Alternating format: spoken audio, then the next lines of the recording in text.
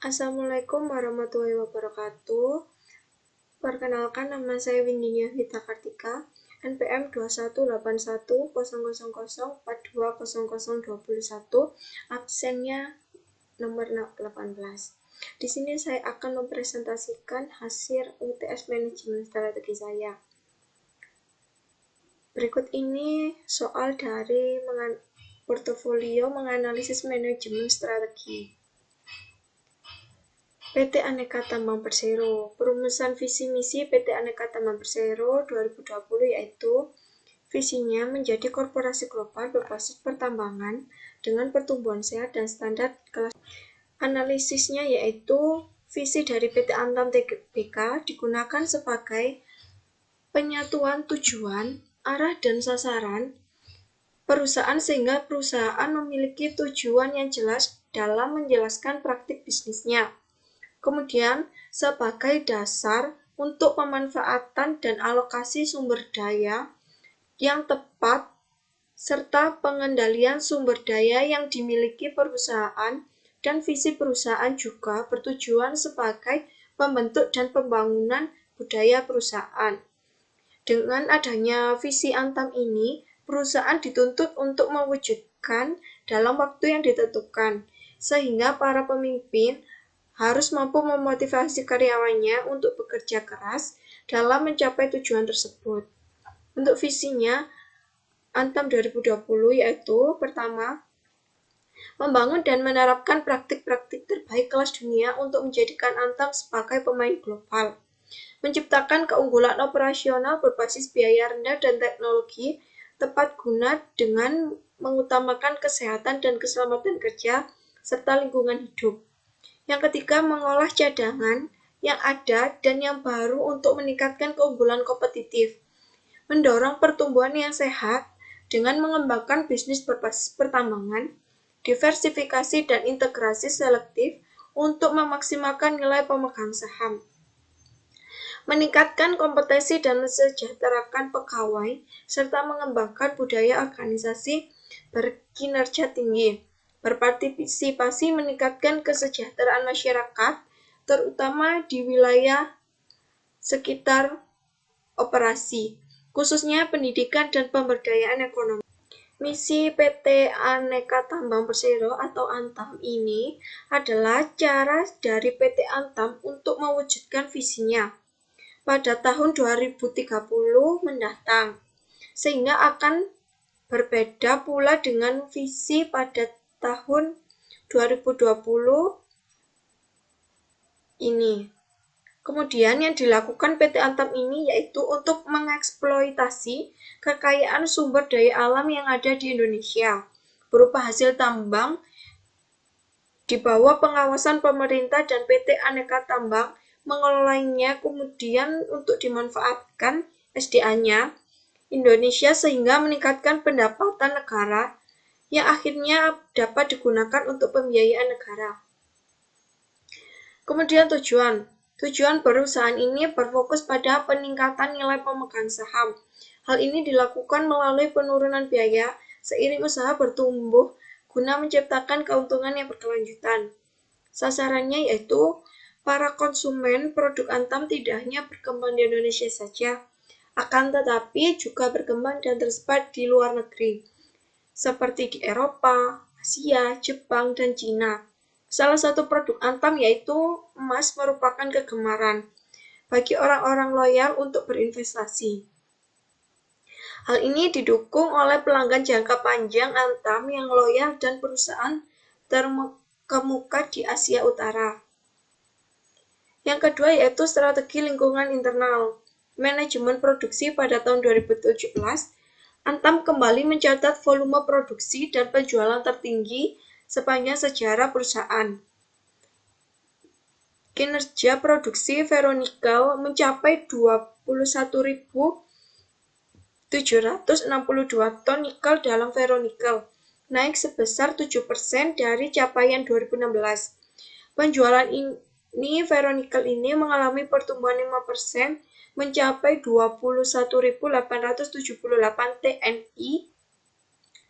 Penjualan ferronikel ini pada 2017 merupakan kontributor kontributor terbesar kedua dari total penjualan bersih Antam, dengan kontribusi sebesar 3,22 triliun atau 25% dari total penjualan bersih di tahun 2017.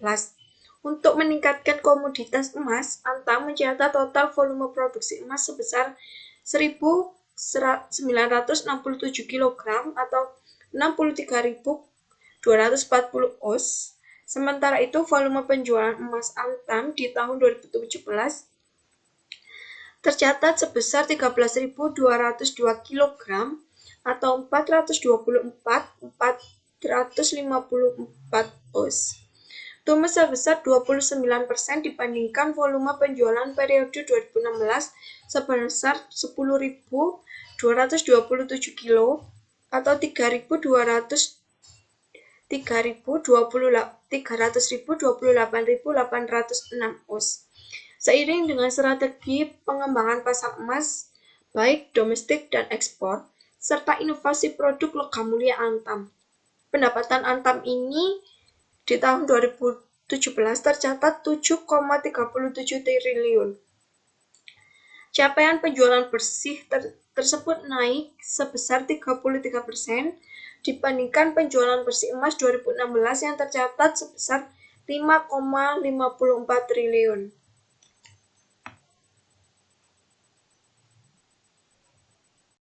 Baik, selanjutnya manajemen pemasaran. Manajemen pemasaran yaitu dalam PT Antam, pangsa pasar Antam dalam komoditas emas, perak, dan bauksit relatif kecil, meski Antam merupakan pemasok yang cukup penting bagi konsumennya yang loyal dan jangka panjang di Asia dan Eropa. Kapasitas normal Antam sebesar 10.000 ton nikel dalam ferronikel adalah sebesar 1% dari pasar nikel dunia. Pangsa pasar ini akan meningkat menjadi 3% pada saat pabrik VMI3 berjalan di tahun 2006.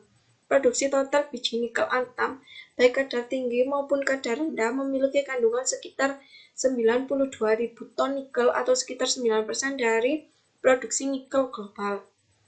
Kemudian pengelolaan keuangan pada tahun 2017, Antam kembali mencatat pertumbuhan kinerja keuangan yang solid dengan capaian EBITDA (Earnings Before Interest, Taxes, Depreciation and Amortization) atau pendapatan sebelum bunga, pajak, depresiasi, dan amortisasi mencapai 96% menjadi 2,21 triliun dibandingkan dengan capaian EBITDA pada tahun 2016 sebesar 1,13 triliun. Dari tahun 2016, pencapaian EBITDA naik sebesar 96% dengan pertumbuhan penjualan bersih sebesar 39% menjadi 12,65 triliun. Tercatat Antam membutuhkan laba bersih sekitar 136 miliar di 2017. Naik tajam sebesar 111% dibandingkan capaian laba bersih tahun 2016 sebesar 64 miliar, sejalan dengan pertumbuhan signifikan kinerja produksi dan penjualan komoditas utama Antam, serta peningkatan efisien yang berujung pada stabilnya level biaya tunai operasi Antam. Pengelolaan SDM. Pengembangan sumber daya manusia (SDM) merupakan aspek penting dalam keberlanjutan perusahaan, terutama untuk mencapai visi menjadi korporasi global terkemuka. Pencapaian Antam sejauh ini dihasilkan karena dedikasi dan kinerja keras seluruh insan Antam. Berbagai kebijakan dan program disusun untuk membangun SDM yang berkinerja maksimal dan kompetitif, guna meningkatkan produktivitas insan Antam. Secara internal, perusahaan juga mengedepankan inisiasi program pengembangan kompetensi insan Antam secara daring atau online dalam bentuk webinar, pengukuran kompetensi secara online, serta mengembangkan potensi segenap insan Antam dengan memberikan kesempatan melaksanakan sharing knowledge dan menjadi narasumber pelatihan. Selanjutnya yaitu lanjutan dari pengelolaan SDM. Program kepemimpinan Antam ini untuk membangun talenta perusahaan.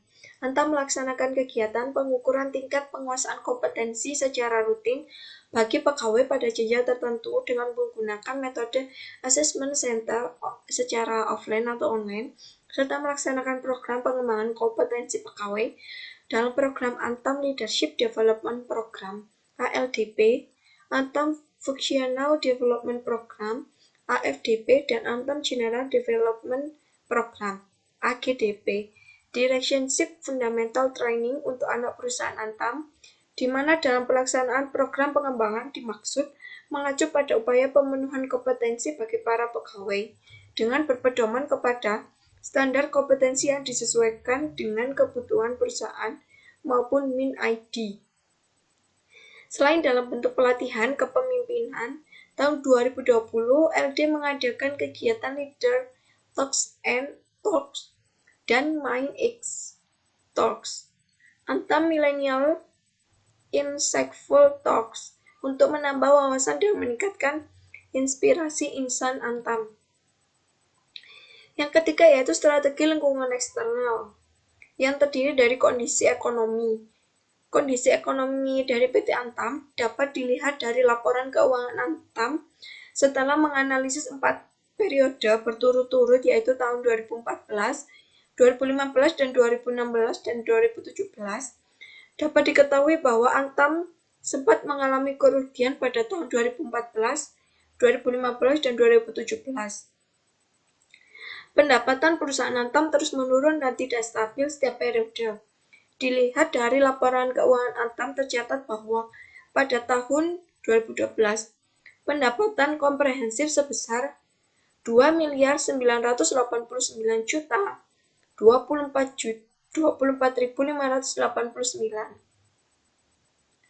Tahun 2013 yaitu mencapai 410.138.723. Tahun 2014 sebesar 775.179.044. Tahun 2015 yaitu 900.112.556.051. Tahun 2016 sebesar 92.076.611. Tahun 2017 sebesar 54.895.325.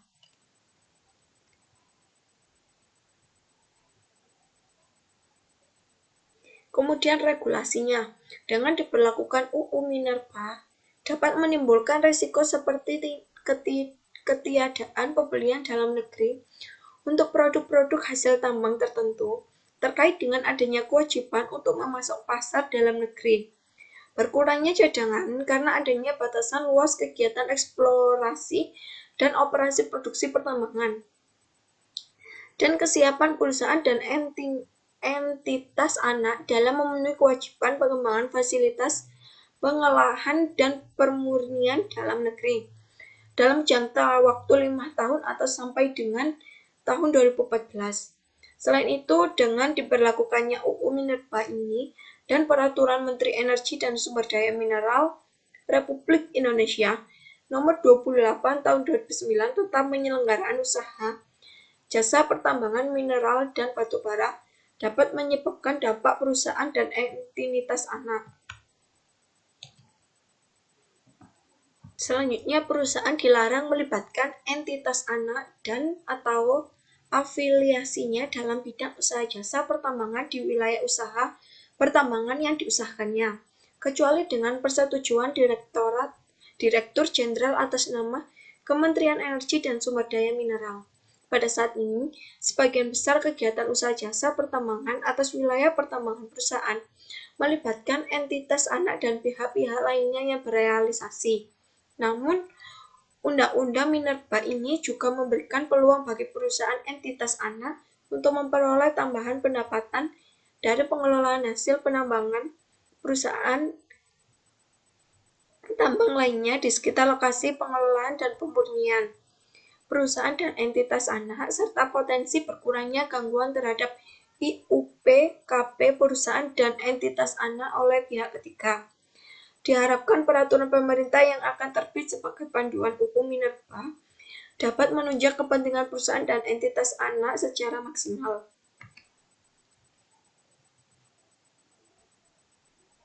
Faktor politik, faktor eksternal atau politik ini yang menyebabkan dampak pada emas antam adalah faktor politik luar negeri. Negara Amerika Serikat seperti yang kita tahu, faktor naik turunnya emas antam atau logam mulia itu dari dolar Amerika Serikat dan faktor naik turunnya dolar Amerika terkait pada faktor politik negara Amerika itu sendiri. Jadi keduanya saling berkaitan. Setidaknya ada 3 alasan emas dipilih manakala ekonomi sedang tidak menentu atau dapat gejolak geopolitik. Pertama, nilai emas tetap terjaga meski terjadi inflasi atau deflasi. Kedua, nilai emas tetap terjaga meski terjadi krisis ekonomi atau perang.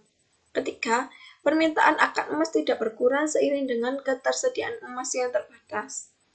Tidak heran jika pamor emas umumnya melejit ketika sedang krisis. Yang keempat, implementasi strategi.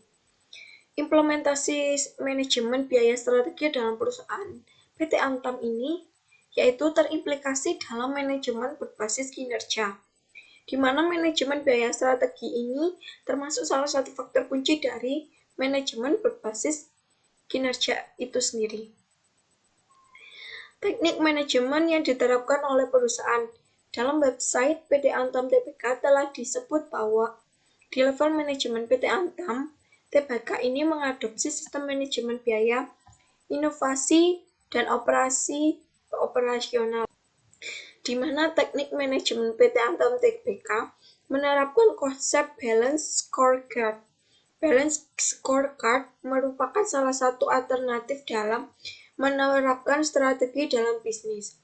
Kaplan dan Norton tahun 96 mengutarakan a set of measures that give top manager a fast but comprehensive view of business include financial measures that tell the result of action already taken complements of financial measure with operational measure on customer satisfaction, international process, and the organization, innovation, and improvement activities operational measures that are the driver of future finance performance.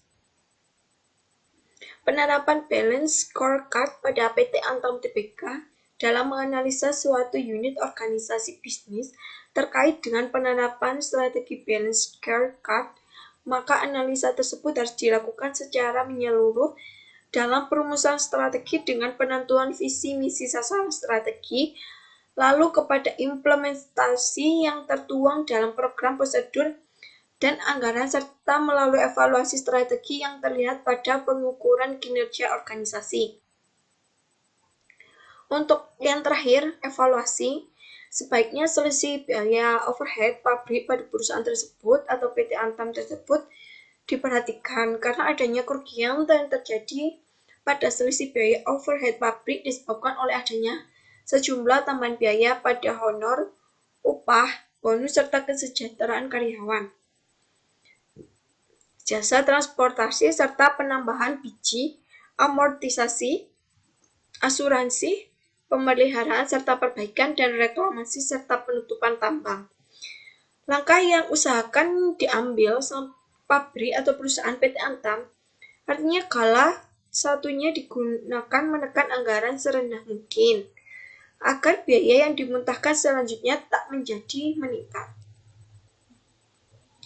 PT Aneka Tambang Persero Tbk internal perusahaan dapat menerapkan metode DuPont System, Economy Value Added, and Market Value Added dalam menyampaikan kinerja keuangan perusahaan sebagai strategi untuk memperoleh kredibilitas dari para stakeholder yang dapat disampaikan melalui laporan keuangan maupun website perusahaan.